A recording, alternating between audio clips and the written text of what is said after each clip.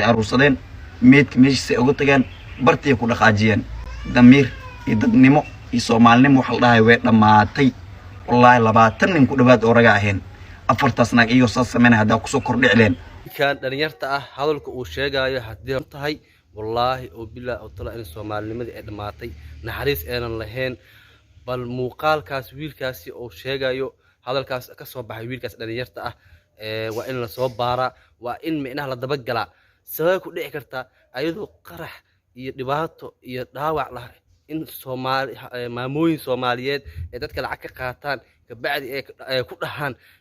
dadkaana ku qaadayna saan way lacag loo tuuro ka bacdina iska baxaan wallahi hadalkaas waa in hadal soo xaqiijiya waxa rabnaa muuqaalkaas wiilkaas oo dhameystiran hadalka uu sheegayo in aan isla daabano bacdi muuqaalkaas aad share gareysaan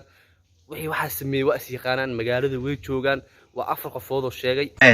afar naagood meesha joogeen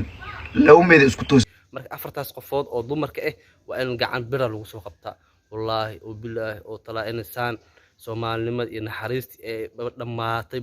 ayadoo meesha baaba iyo dib iyo rafaad ka jiro ee waxaas ku dhaqaaqeen waxa rabaa muuqaalkaas yarka ah ka sheekeenayo dhacdooyinkii laba dhacdo oo asiga oo goobjoog u ahay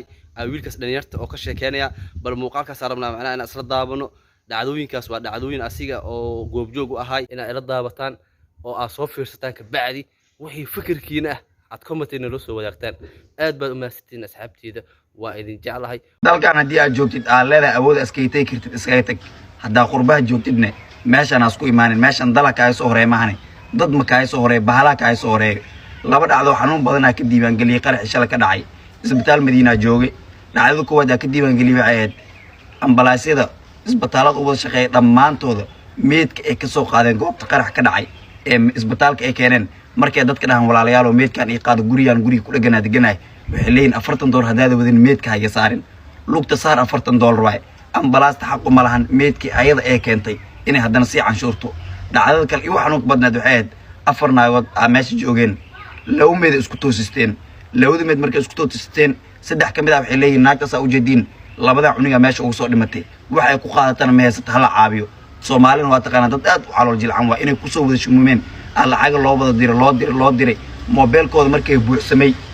anna waxa ku mashquulay maghrib aadistiisa ku mashquulay iyo meed naga maqnaa aaraadineen oo markaas la keenay ku mashquulna waa ka kala tagnay markaas soo laabanay afartii naagood wax ka joogay ma lahan lacagtooda ay aruursadeen meedka meeshiisa uga tageen bartii ku dhaqaajiyeen damiir iyo dadnimo iyo Soomaalnimo waxa la dhahay way dhamaatay